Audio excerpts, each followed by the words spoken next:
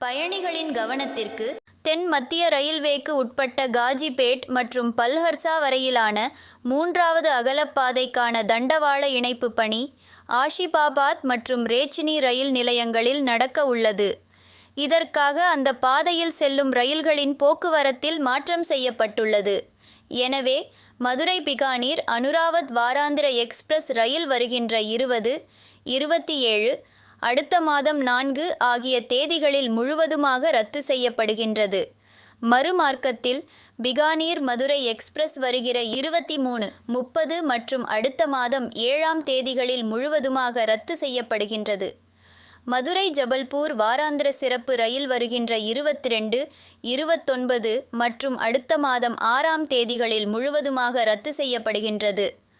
மறுமார்க்கத்தில் ஜபல்பூர் மதுரை வாராந்திர சிறப்பு ரயில் வருகின்ற 20, 27 மற்றும் அடுத்த மாதம் 4 ஆகிய தேதிகளில் முற்றிலும் ரத்து செய்யப்படுகின்றது.